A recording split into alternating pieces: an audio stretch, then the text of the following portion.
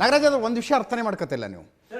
ಅಲ್ಲಲ್ಲ ಒಂದ್ ನಿಮಿಷ ತುಂಬಾ ಮಾತಾಡಿದಿರ ಒಂದು ನಿಮಿಷ. ತಾವು ನನ್ನ ಕೊಲ್ಲಿಗೆ ತನಕ ಈ ಚರ್ಚೆ ಮಾಡ್ತಾ ಇರುವುದರ ಉದ್ದೇಶ ಒಂದ್ ನಿಮಿಷ ಸರ್, ತನಕ ಇಷ್ಟೆಲ್ಲ ಗಂಟ್ಲರ್ಕೊಂಡು ನಾವು ಈ ಚರ್ಚೆ ಮಾಡ್ತಾ ಇರೋ ಉದ್ದೇಶ ಈ ದೇಶಕ್ಕೆ ಪ್ರತಿಯೊಂದು ರಾಜ್ಯದಲ್ಲೂ ಕೂಡ ಒಂದು ಕ್ರೆಡಿಬಲ್ ಸ್ಟ್ರಾಂಗ್ ಅಪೋಸಿಷನ್ ಇರಬೇಕು ಅನ್ನುವ ನಮ್ಮ ಕಳಕಳಿ ಸರ್. ನಿಮ್ಮ ಕಳಕಳಿನ ಈ ಕಳಕಳಿಯಿಂದ ನಾವು ಕೇಳ್ತಾ ಇದ್ದೀವಿ. ಅಪೋಸಿಷನ್ಗಳು ವೀಕ್ ಆಗಬಾರದು, ಕಳಕಳಿ ಮಾತ್ರ ಅಲ್ಲ, ಫೈಟಿಂಗ್ ಸ್ಪಿರಿಟ್ ಕಡಿಮೆ ಆಗಬಾರದು ಸರ್. ಕಳಕಳಿ ಮಾತ್ರ ಅಲ್ಲ, ಇವತ್ತಿನ ಡಿಬೇಟ್ ಎಲ್ಲ ಮಾಡ್ತಾ ಇರತಕ್ಕಂಥದ್ದು ಬಿಜೆಪಿ ಒಂದಲ್ಲ ಒಂದು ಗೆಲ್ತ್ಕೊಂಡೇ ಬರ್ತಾ ಇದೆಯಲ್ಲಪ್ಪ. ನೀವೇನ್ ಮಾಡ್ತಾ ಇದ್ದೀರಿ? ಕೇಂದ್ರದಲ್ಲೂ 3ನೇ ಬಾರಿ ಗೆದ್ದಿದ್ದೀರಿ, ಏನ್ ಮಾಡ್ತಾ ಇದ್ರಿ ನೀವು? ಇಷ್ಟೊಂದು ಕೇಡರ್ಸ್ ಬಗ್ಗೆ ಮಾತಾಡ್ತಾ ಇದ್ರಿ, ನಮ್ಮ ಸಂದೀಪ್ ಮತ್ತು ನಾವೆಲ್ಲ ಮಾತಾಡ್ತಾ ಇದೀವಿ. Why are not fighting Assam, why are not fighting Bangladesh ಅಂತ ಕೇಳ್ತಾ ಇದ್ರಿ.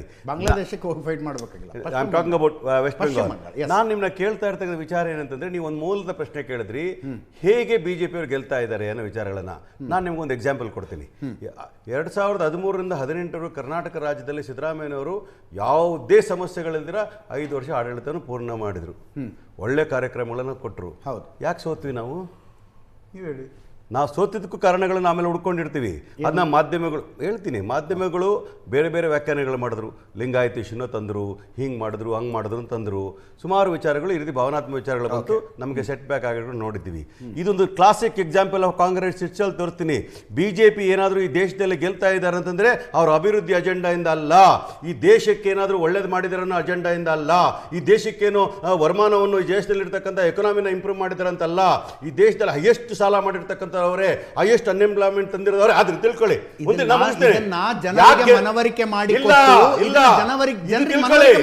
ಡೆವಲಪ್ಮೆಂಟ್ ವಿಚಾರದ ಎಲೆಕ್ಷನ್ ನಡೆದಿ ಆದ್ರೆ ಬಿಜೆಪಿ ಒಂದ್ ಸೀಟು ಗೆಲ್ಲಕ್ಕಾಗಲ್ಲ ದೇಶದಲ್ಲಿ. ಅವ್ರು ಗೆಲ್ತಾರದು ಯಾಕೆ ಕಾರಣ ಗೊತ್ತಾ? ಹಿಂದೂ ವರ್ಸಸ್ ಮುಸ್ಲಿಂ ಅಂತ ಮಾಡ್ಕೊಂಡು ಅವ್ರ ಪಿಚ್ಚಿಗೆ ಹೋಗ್ತಾ ಇದ್ರಿ. ಮತ್ತೆ ಕೇಳ್ಕೊಳ್ಳಿ ಸರ್, ಈ ದೇಶ ನಿಮ್ಮ ಗ್ರೌಂಡಿಗೆ ಅವ್ರನ್ನ ಕರ್ಸ್ಕೊಂಡು ಆಟ ಆಡಿ ಡೆವಲಪ್ಮೆಂಟ್ ಬಗ್ಗೆ ಮಾತಾಡಿ. ನೀವು ನಾವು ಎಷ್ಟು ಡೆವಲಪ್ಮೆಂಟ್ ಬಗ್ಗೆ ಮಾತಾಡಬೇಕು, ದೇಶದ ಮತದಾರರು ಇವತ್ತಿನ ದಿವಸ ಕರ್ನಾಟಕ ಮಾತ್ರ ಅಲ್ಲ ಇಡೀ ದೇಶದಲ್ಲಿ ಭಾವನಾತ್ಮಕ ವಿಚಾರಕ್ಕೆ ಬಹಳ ಬೆಲೆ ಕೊಡ್ತಕ್ಕಂಥ ಈ ದೇಶದಲ್ಲಿ ಏನಾಗಿದೆ, ಪೋಲರೈಸೇಷನ್ ಪಾಲಿಟಿಕ್ಸ್ ಇಂದಾಗಿ ಅವರು ಗೆಲುವನ್ನು ಸಾಧಿಸ್ತಾ ಇರಬಹುದು. ಕೇಳಿ ಯಾವ ರೀತಿ ಭಾವನಾತ್ಮಕ ವಿಚಾರಗಳು ಕೇಳಿ, ಯಾವ ರೀತಿ ಬಾಂಗ್ಲಾದೇಶ ನುಸುಳುಕೋರು ಬರ್ತಾ ಇದೆ ಅಂತ ಹೇಳಿ ಅದನ್ನ ಯಾರು 100% ಅರ್ಥ ಮಾಡ್ಕೊಳ್ಳೋದು, ಬಾಂಗ್ಲಾದೇಶದಿಂದ ಮುಸಲ್ಮಾನರು ಬರ್ತಾ ಇದ್ದಾರೆ ಅಂತಕ್ಕಂಥ ಪೋಲರೈಸೇಷನ್ ವಿಚಾರಗಳಲ್ಲಿ ಅದನ್ನ ಸೆಂಟಿಮೆಂಟ್ ಮಾಡಿ ಅದು ದೇಶದ ವಿಚಾರ ನಾವು ನೋಡಬೇಕಾಗ್ತದೆ. ಖಂಡಿತವಾಗ್ಲೂ ಕೂಡ ಕಾಂಗ್ರೆಸ್ನವರು ಕೂಡ ಯಾರಾದ್ರೂ ನುಸುಳುಕೋರು ಬಂದ್ರೆ ಪಾಕಿಸ್ತಾನ ಬಾಂಗ್ಲಾದೇಶ ಒಳಗಡೆ ಹಾಕ್ಬೇಕಾದ ಕೆಲಸನ ನಾವು ಕೂಡ ಮಾಡ್ಬೇಕಂತ ಹೇಳ್ತಕ್ಕಂಥವ್ರು. ಅವ್ರು ಆ ಕೆಲಸವನ್ನು ಮಾಡೋದಿಲ್ಲ. ಆ ಕೆಲಸಕ್ಕಿಂತ ಅದನ್ನ ಮಾಡೋಕ್ಕೆ ಬದಲು ಅದನ್ನ ಹಿಂದೂ ವರ್ಸಸ್ ಮುಸ್ಲಿಂ ಅಂತ ಮಾಡಿಕೊಂಡು ಬಾಂಗ್ಲಾದೇಶದಲ್ಲಿ ನಮ್ಮ ವೆಸ್ಟ್ ಬೆಂಗಾಲಲ್ಲಿ ಇವತ್ತೇನಾದರೂ ಕೂಡ ಮಮತಾ ಬ್ಯಾನರ್ಜಿನೋ ಅಥವಾ ಇನ್ನೊಂದು ಯಾವುದೋ ಸೆಕ್ಯುಲರ್ ಪಾರ್ಟಿಗಳ ಅಧಿಕಾರದಲ್ಲಿದ್ದರೆ ಇದು ಅವ್ರಿಗೆ ಮುಸಲ್ಮಾನರಿಗೆ ಒಂದು ವರದಾನ ಆಗ್ತದೆ ಅಂತೇಳಿ ಅದನ್ನ ಪೋಲರೈಸೇಷನ್ ಮಾಡಿ ಹಿಂದೂಗಳನ್ನ ಸಂಘಟಿತರು ಮಾಡಿಕೊಂಡು ಚುನಾವಣೆಗೆ ಓಟ್ ಹಾಕ್ಸ್ಕೊಳ್ತಕ್ಕಂಥ ಮಾಡ್ತಾರೆ ಹೊರತು ನೀವು ಯಾವುದೇ ಅಜೆಂಡಾ. ನಾನು ನಿಮ್ಮನ್ನ ಕೇಳ್ತಾ ಇದ್ದೀನಿ, ಕೇಳಿ, ಈ ದೇಶದಲ್ಲಿ ಹೇಳ್ತೀರ 45 ವರ್ಷ ಹೈಯೆಸ್ಟ್ ಅನ್ಎಂಪ್ಲಾಯ್ಮೆಂಟ್ ರೇಟು ಮೋದಿ ಅವರು ಯಾವತ್ತಾದ್ರೂ ಮಾತಾಡಿದಾರಾ? 213 ಲಕ್ಷ ಕೋಟಿಗಳ ಸಾಲ ಮಾಡಿದಾರಲ್ಲ. ಕೇಳ್ರಿ, ದೇಶದ ಬಗ್ಗೆ ಮಾತಾಡ್ತೀನಿ. ಸಾಲ ಮಾಡ್ತಾರೆ, ಒಂದು ಕಡೆ ಅನ್ಎಂಪ್ಲಾಯ್ಮೆಂಟ್ ಮಾಡ್ತಾರೆ, ಇನ್ನೊಂದು ಕಡೆ ದೇಶದ ಸಾಲವನ್ನು ಹೆಚ್ಚಿಸ್ತಾರೆ. ನಾವು ಯಾರನ್ನ ಹೋಗಿ ಕೇಳಬೇಕ್ರಿ? ಮತ ಕೊಡ್ತಾ ಇಲ್ಲ. ಅವ್ರು ಕೊಡ್ತಾ ಇರ್ತಾರೆ ಹಿಂದೂ ವರ್ಸಸ್ ಮುಸ್ಲಿಂ. ಹಿಂದೂಗಳು 85% ಇದೆ, ಹಿಂದೂಗಳನ್ನ ಪೋಲರೈಸ್ ಮಾಡ್ಕೊಳ್ಳಿ ಅವ್ರು ಸಫಲತೆನ ಕಂಡಿದ್ದಾರೆ. ಅದು ನಾವು ಕೂಡ ಮಾಡಬಹುದ ಕೆಲಸನ ಮಾಡಿದ್ದೆ ಆದ್ರೆ ನಮಗೂ ಇರಲ್ಲ. ನಿಲ್ಕೊಳ್ಳಿ, ಒಂದು ನಮಗೂ ಸರ್ ಒಂದು ಕ್ಲಾಸಿಕ್ ಎಕ್ಸಾಂಪಲ್ ಕೊಡ್ತೀನಿ. ದಾವಣಗೆರೆ ಎಲೆಕ್ಷನ್ ಬಂತು, ಯಾವತ್ತಾದ್ರೂ ಮುಸ್ಲಿಮರ ಬಗ್ಗೆ ಅವ್ರು ಚಕ್ಕಾರ ಎತ್ತಿದಾರ, ಸೀಟು ಬಗ್ಗೆ ಮಾತಾಡಿದಾರ? ಏನು ಭಾವನಾತ್ಮಕ ಮಾತಾಡಿದ್ರು ಕಾಂಗ್ರೆಸ್ ವಿರುದ್ಧ ಮುಸಲ್ಮಾನರನ್ನ ಎತ್ಕಡ್ಲಿಕ್ಕೆ. ಈ ರೀತಿಯಂತ ಭಾವನಾತ್ಮಕ ಚುನಾವಣೆ. ಒಂದ್ ನಿಮಿಷ, ಇವ್ರು ಅದ್ರ ಬಗ್ಗೆ ಪ್ರಸ್ತಾವ ಮಾಡಿದ್ರು, ನಮ್ಮಲ್ಲೇ ಸಮಸ್ಯೆಗಳ ಪರಿಹಾರ ಮಾಡ್ಕೊಳ್ತೀವಿ. ನೀವೇ ಮಾತಾಡಿದ್ರಿ ಕಾಂಗ್ರೆಸ್ ಮುಸಲ್ಮಾನರಿಗೆ ಮೋಸ ಮಾಡ್ಬಿಟ್ಟು ಕಾಂಗ್ರೆಸ್ ಎಲೆಕ್ಷನ್ ಅಲ್ಲಿ ನಮ್ಮ ವೈಫಲ್ಯತೆ ಬಗ್ಗೆ ಮಾತಾಡಲಿಲ್ಲ ಅವರು. ನಾಗರಾಜ್ ಯಾದವ್ ಅವರು ಅನೇಕ ಸಂದರ್ಭಗಳಲ್ಲಿ ತೆರೆಯಬಾರದ ಬಾಗಿಲುಗಳನ್ನು ತೆರೆದು ಬಿಡ್ತಾರೆ.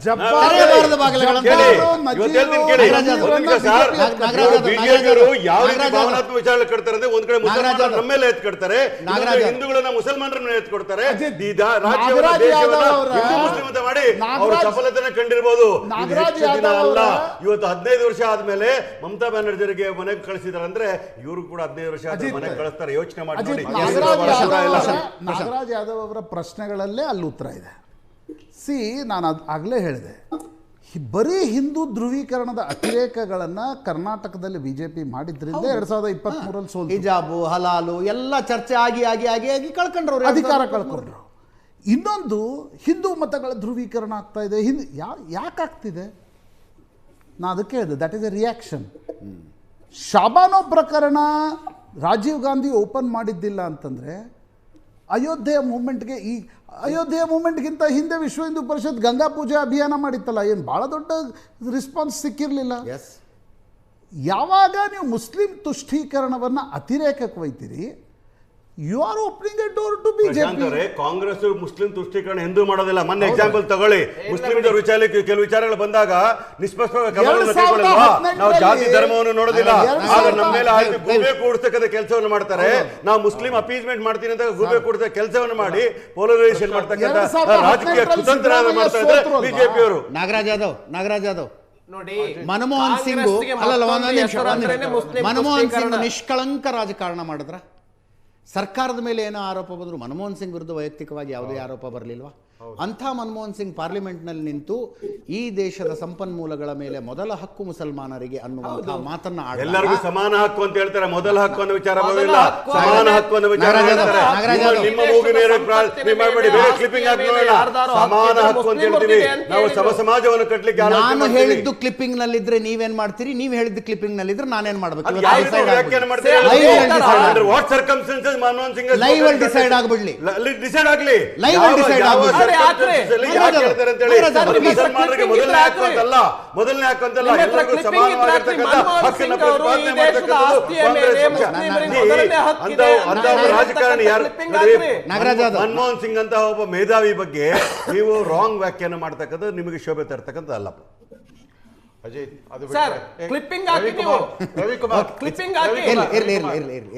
ಸಮಾನತೆ ಬಗ್ಗೆ ಮಾತಾಡಿದ್ವಿ, ಅಹಿಂದ ಸಮುದಾಯದ ಬಗ್ಗೆ ಕಾಂಗ್ರೆಸ್ ಯಾರು ಪ್ರಶ್ನೆ ಮಾಡಲ್ಲ. ಆದ್ರೆ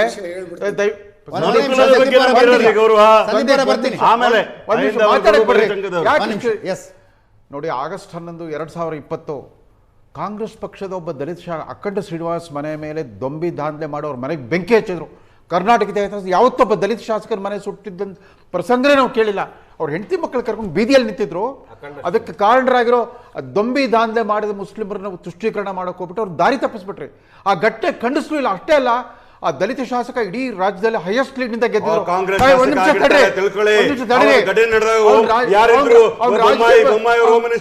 ರಾಜಕೀಯ ಬದುಕನ್ನು ಟಿಕೆಟ್ ಕೊಡದೆ ಅವ್ರು ರಾಜಕೀಯ ಬದುಕೆ ಮುಗಿಸ್ಬಿಟ್ರೆ, ಆತನ ರಾಜಕೀಯ ಬದುಕೆ ಮುಗಿಸ್ಬಿಟ್ರೆ,